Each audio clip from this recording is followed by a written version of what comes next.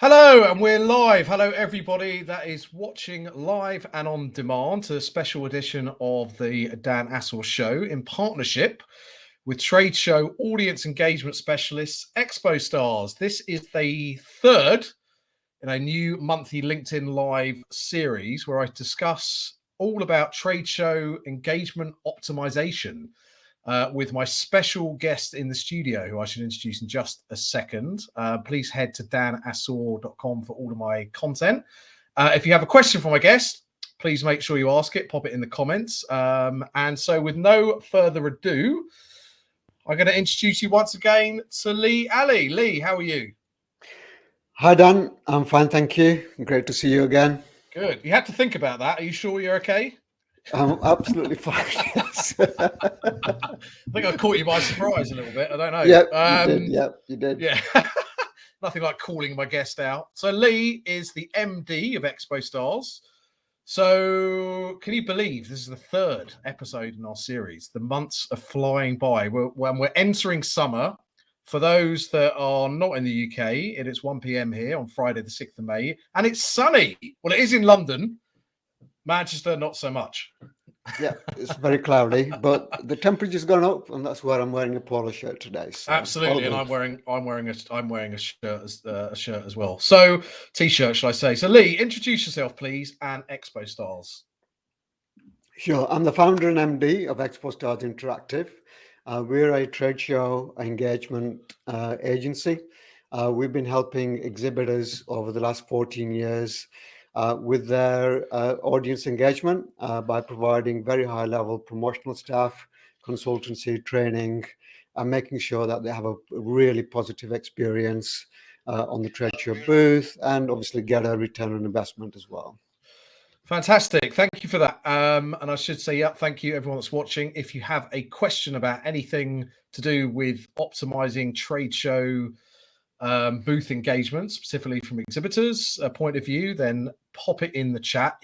Also, if you're watching on demand, you can still comment on LinkedIn, and I'm sure Lee will come back to you. So, Lee, for those that haven't watched the first two episodes of our monthly LinkedIn series, and God knows why, what were they doing not watching us speak about this topic?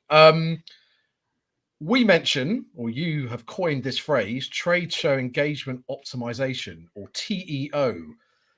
Bring that to life, please. Sure.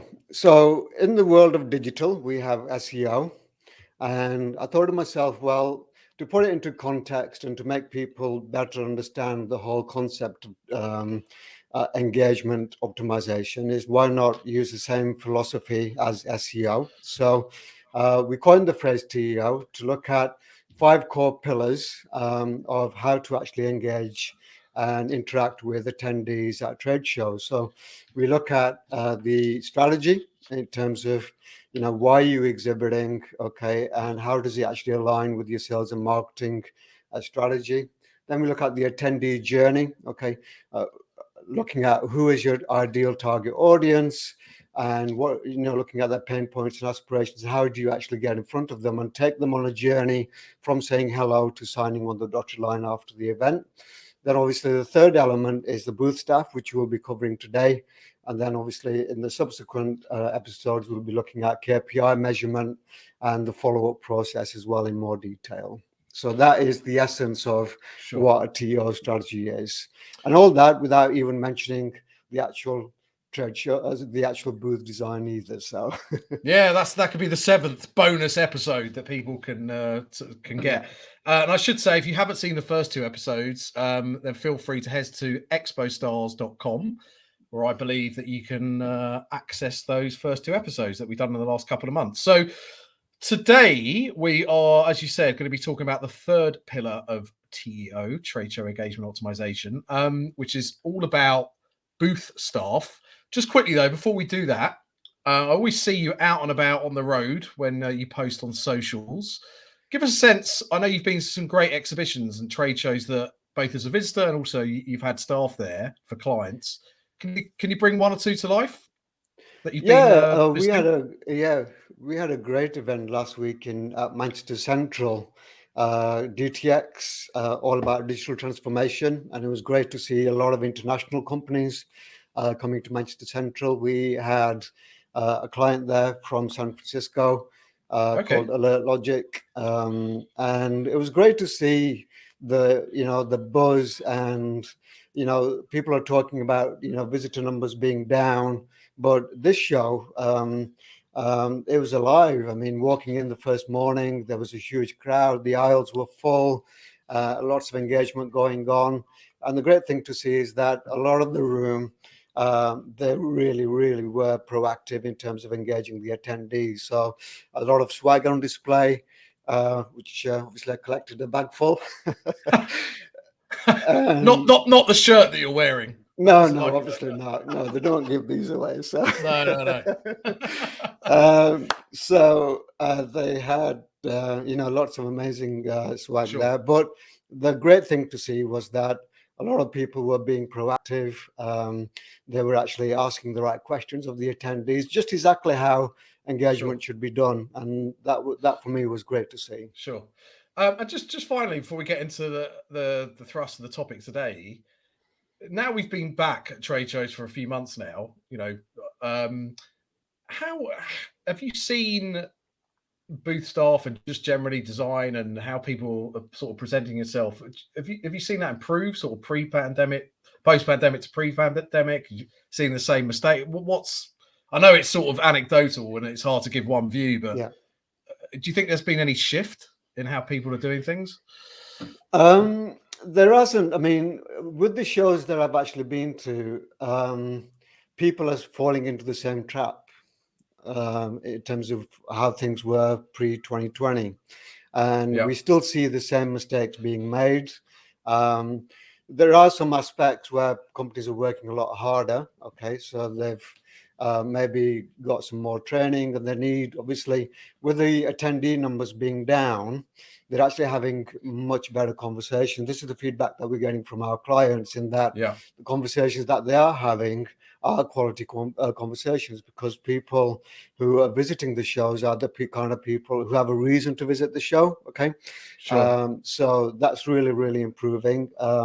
But we still see the same old body language on the booth, people staring into space with negative body language like this.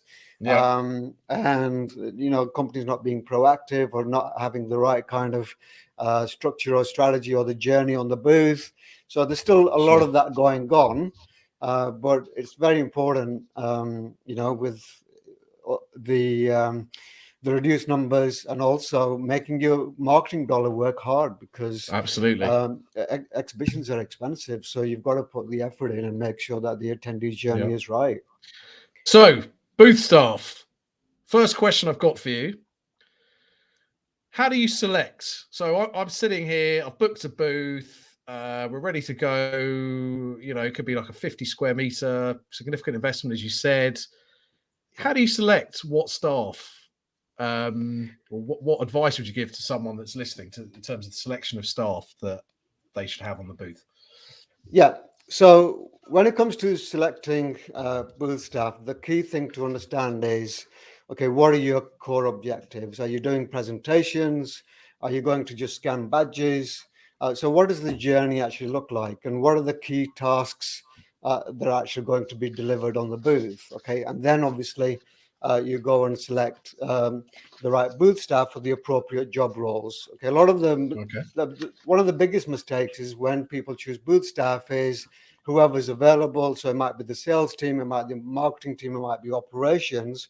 And when you have a small or medium-sized business, not everybody wants to go to an exhibition, and getting people to volunteer for the exhibitions can also be quite difficult.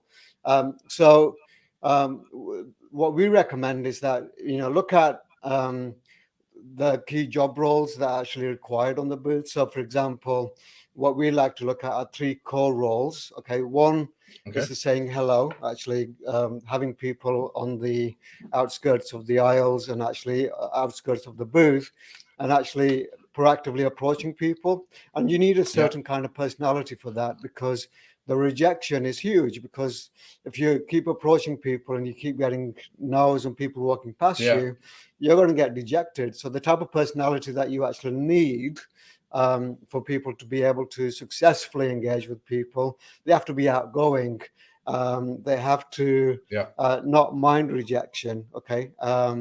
And obviously they have to have a great smile, a positive body language and all of that. So these are the kind of things that you need to be looking at in your booth staff. So the second, obviously, type of role is looking at product demonstrations. And then obviously you need to know people who know your products and services inside out. They can answer all the technical questions that the attendees may have, okay? But at the same time, they also need to be very engaging and need to know how to ask the right questions of the audience so they can actually deliver an engaging presentation.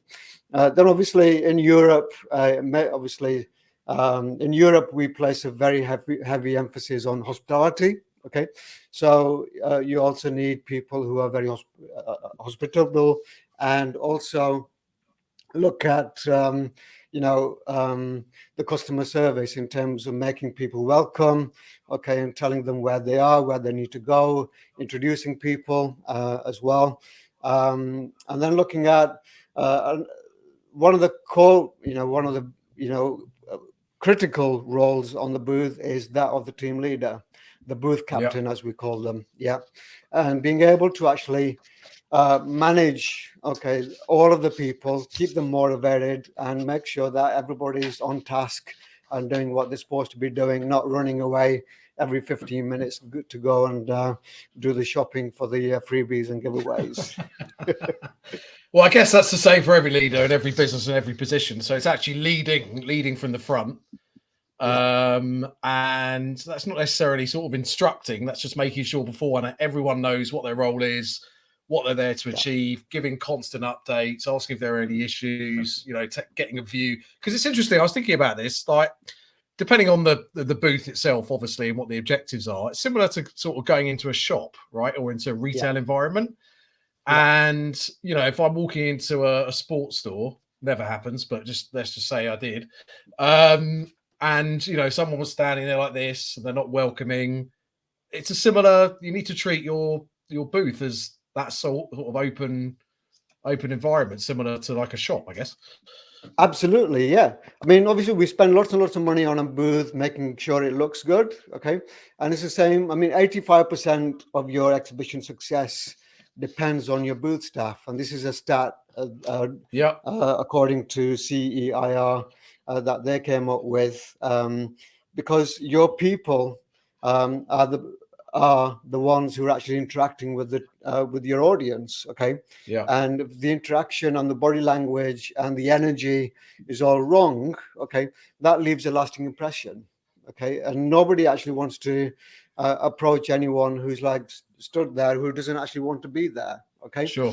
And that really creates energy, okay? And energy is, a critical point when you look at, designing your booth journey. Is like, how are you actually going to create that buzz?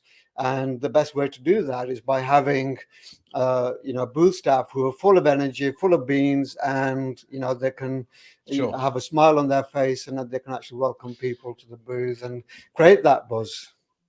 And you mentioned a stat there, so I'm gonna match your stat with another stat. The Exhibitor magazine online version suggests that staffers have an average of 15 seconds to engage booth visitors before they walk away.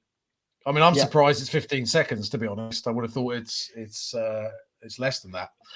It's actually 3 seconds. Okay. It's like in any walk of life. You have 3 seconds. People look at you, they look at your smile, they sense your energy. Okay. And if that doesn't match their expectations, they walk away. Yeah. And interesting enough, you said about sort of body language. I don't know why. It also quotes Indira Gandhi, who said, "You can't shake hands with a clenched fist." So, having said that, we now do fist pumps, but the sentiment is the same. Okay, so we selected sort of the staff. You have mentioned some of the job roles. I might assume, possibly wrongly, and you could tell me, and you've got evidence of this, I'm sure, that the roles at the booth themselves are typically more sales led. Do you think that's true? They come from the sales divisions, or have you seen success with other departments being represented on booths? Yeah, we've seen success from all of the departments. Like I say, it's not about the actual departments, it's actually all about the personality. Okay. So exhibition, the thing with sales is, I am going to be controversial here, is that a lot of the Go on, we time like that. yeah. Yeah. A lot of the time, we actually recommend to clients that they shouldn't even take salespeople to the actual trade Really? show booth. Ooh, Yeah, okay, okay. because it's a different mentality. Because when salespeople are used to, working out in the field, okay, they have a very rigid sales process. Sometimes they have to, make appointments. They have to go and do that, and the exhibition hall is a different kettle of fish altogether, because the first bit of engagement, okay, is all about building rapport. Okay, Yeah. it isn't actually about selling anything, and it's not about selling yourself. It's actually listening to your target audience and actually saying hello and actually asking them questions as to why they're at the show, what kind of challenges or pain points they actually have, and then actually selling the next step, which is having a demonstration or doing a follow-up after that. So it's a different kettle of fish. It's more about relationship building Sure. rather than getting the first step in the sale. But so salespeople, they have this, and it's very difficult sometimes to actually get them out of the mindset of actually going and pitching straight away to an exhibit. How many times have you walked up to a booth and you've Yeah. asked people, so tell me, what is it that your company does? And then Yeah. you get a 10 to 15-minute pitch, and then you say, oh, Yeah, I that's mean, interesting. Yeah. yeah, you're right. I mean, I would argue that the best salespeople, if they've been trained properly, will understand it should always be a consultative process with open questions to Yeah. start off with.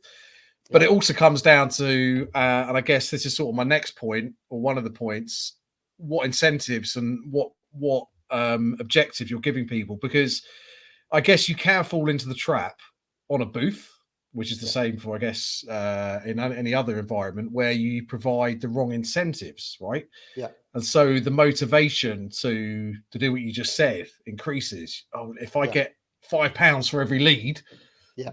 regardless of whether it's a qualified lead or not, I'm going to do whatever it takes just to harangue people and harass people.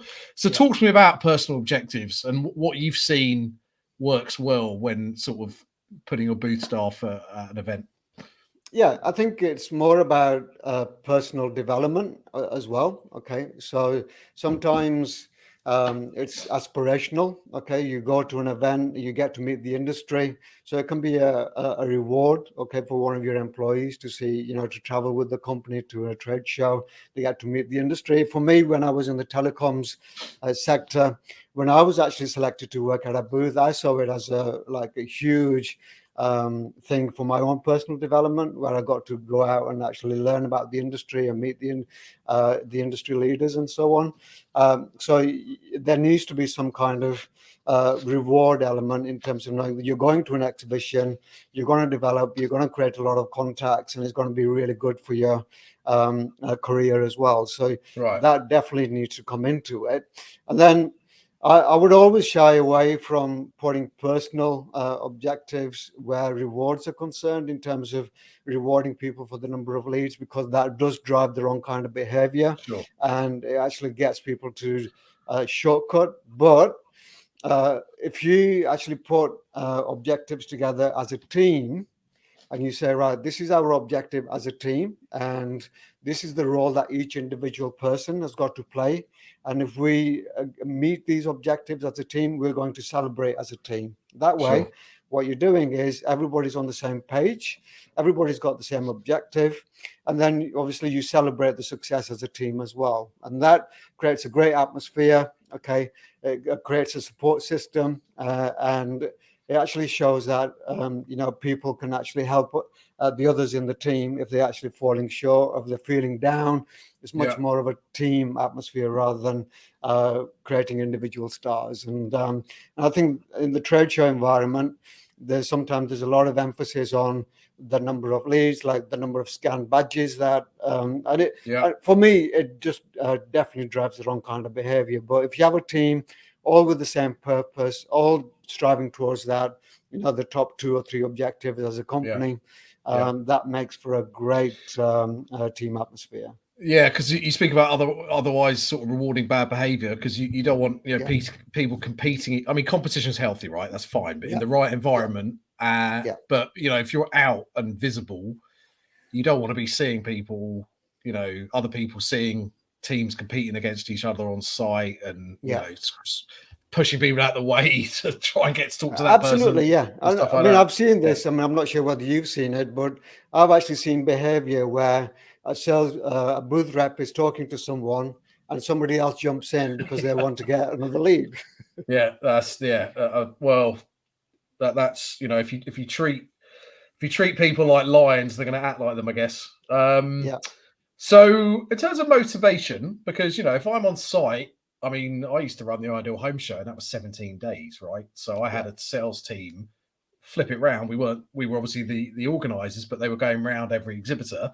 So you've got to keep them motivated, right? I know most trade shows are 2 to 5 days max, mostly 2 or 3 days. But still, they're challenging. You're on your feet for maybe 10 hours. Just maybe staying away from home. What sort of things can people the leadership look at in terms of motivating outside of financial? So I'm talking about things maybe like well-being and feedback and that sort of thing. Yeah, absolutely. Yeah. I mean, there's the 4 key things. Obviously, we talked about one of them, which is the actual job role. Okay. And allocating job role that people actually will enjoy doing rather than put them out of their comfort zone. Okay. Then obviously you've got your well-being. Okay. Standing 9 till 5 on a trade show booth and actually constantly talking to people, that is hard work. Okay. So in terms of the well-being, you've got to encourage them obviously to take breaks, okay, to be obviously hydrated all the time, and look at giving them opportunities to actually recharge their batteries, so they can actually be as fresh as they can be for every conversation. I mean, there's nothing worse than looking at a trade show booth on the last day and everybody's really, really lagging and they really don't want to be there, and that obviously costs a lot of opportunities, because obviously the effect of, if people see negative body language, like I said before, they don't actually want to come on the booth, especially with people smelling of alcohol from the night before. Well, I was going to ask you about that, and obviously we joke about that in the industry, but you know what? It is an interesting issue, because having run many shows, there are definitely lots of times where on day 2 or the final day or whatever it is, certain stands are empty for like the first 2 or 3 hours. And we laugh about it, but actually that is a real, it's a real issue, because you're spending a lot of money, and people haven't turned up. So what's your view on that? Well, it says a lot about the company, doesn't it, when you look at the culture? I mean, at DTX, for example, on the second day, we were looking at, there were people who were late, and they didn't actually care. I mean, it's just like this casually strolled in, and that says a lot about the company that you want to do business with. And if I'm a buyer and I'm actually looking at, how the company is run, then if I see that kind of behavior, it's going to put me off in terms of creating a relationship with them. Then obviously just moving on to the third and fourth points about motivation is look at feedback, and then obviously the mindset and positivity as well. And those feedback is very, very important, because as a booth captain, what you've got to be doing is asking them, okay, how is it going? Okay. And to constantly, because you need to know, because you're in a live environment, and if things aren't working really well and you're getting constant objections, it's madness to keep on doing the same thing. So if you're looking for that constant feedback, what you can do is obviously adapt and change okay, and ask the team, because they're actually ones engaging, and actually ask them what's working really well when you're engaging people, what kind of things are you saying, and then share that across the team. Yeah, because they also might have an issue with technology, for example, something that the demonstration's not working, or the internet access, which we know happens regularly at venues. So don't keep it to themselves. Make sure you're showing it. It's interesting. I listened to a podcast the other day, a motivational speaker, and he said he doesn't like the word feedback. He suggests he prefers the word attention. I mean, they're interlinked, but basically show your staff and your team attention. Keep asking them how they are. And any issues with the demos and that sort of thing. Would you agree with that? Absolutely, yeah, absolutely. Yeah, I mean, you've got to work together as a team, and if you're paying that attention, and it just drives them on even more to know that, it's actually important to the management as to how they're actually performing. And we've just said, obviously, they're on site for quite a period of time. What are the importance of sort of scheduling, in terms of staff on the booth, and make sure they're having breaks and things like that to maintain energy levels? Yeah. So I think it's important. You've got to give everyone time away from the booth so they can actually recharge their batteries. But what the key thing is to looking at the traffic flow. A lot of the time, for example, at conferences, they have the conference rooms going on, and everybody comes out all at once, and everybody converges. And what you don't want to be doing is sending out all your booth staff on a break when you've got a really busy time, when everybody's on the trade show floor. So what you want to be doing is looking at the traffic flows, when people are actually likely to be in the seminars and so on, and then manage the schedule accordingly. Because there's nothing worse than having really heavy traffic flow and not only being one or two booth staff, and you're going to miss out on quite a lot of opportunities. Yeah, you make a really good point there, and also I think you need to remain agile in that schedule, and the staff need to understand that, because you could plan in advance, right? You're going to have a break at 10:30. But when you get there, you can't judge exactly how many people are going to be around your booth. So everyone needs to know in advance that this is the idea. Don't just walk. I guess don't just your staff need to know. Okay, you had a scheduled break at 11. But make sure we check in before you leave for that break. You can't just walk off at 11. So really important that the manager and the team buy into that it's an agile, fluid situation which might change. Absolutely, yeah. And it's good etiquette as well in terms of making sure that you tell people where you're going, okay? Because if you're the My wife tells me that all the time. My wife tells me that, but I need to remember. If you're a key product demonstrator, and you're one of the guys who's the company is going to rely on to answer all the technical questions, and then you decide to go about walkies, and you've got potentially a massive client on the booth who needs some technical details, and the team doesn't know where you've gone, that's going to look pretty bad. So thank you, that was fantastic. Sadly, we're out of time, and always goes too quick, doesn't it, Dan? Always goes too quick. We should just continue we should do like a 24-hour discussion on trade show engagement. You've brought out a free e-guide on this fantastic subjects of managing and motivating booth staff. And I'm just going to pull it up now. Here we are. And it's very kind of you. People can go to the expostars.com website and download this for free. Is that right? Absolutely, yeah. So it's everything that I've learned over the past 14 years in terms of booth staff management, and some absolutely brilliant tips in there. Leadership. I think it's everything that you can ever hope to learn about how to manage and allocate booth staff and keep them motivated. So a lot of useful tips, and it's available on our website. All you need to do is go on the website and download it for free. Perfect. Listen, Lee, Ali, thank you so much. Where are you off to next? You've got lots of events coming up, you told me before. Yeah, I'm hoping to visit IMEX in Frankfurt, and then I've got a couple of trade missions with the DIT in Indonesia and Malaysia in June. Oh, right, cool. And then we're looking forward to Exhibitor Live in Las Vegas. You get around. Maybe we should do one of these shows live from a show. Actually, that's probably a good idea. Yeah, that'd be really good. Actually, yeah, that would be fantastic. So the next one we're going to do, which is going to be the beginning of June, date to be confirmed, because we've got our esteemed Queen has given us 2 days off at the beginning of June, so we'll come back to you on that. But it's going to be on KPIs, correct? The fourth one. Absolutely. Yeah, we're going to be looking at, what are the core objectives that you should be looking at when you exhibit. We're going to look at how to actually measure those objectives, and then we're going to be looking at, looking at the return on investment and how do you actually assess that. Okay. And also looking at return on objectives as well. And as Simon Burton would say, the return on engagement.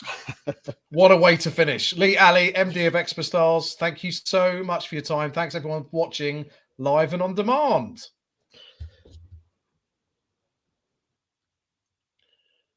Okay, thanks guys. Enjoy the rest of your day, your weekend. Thank you for watching. Please check Lee and my profile on LinkedIn for future episodes of this show.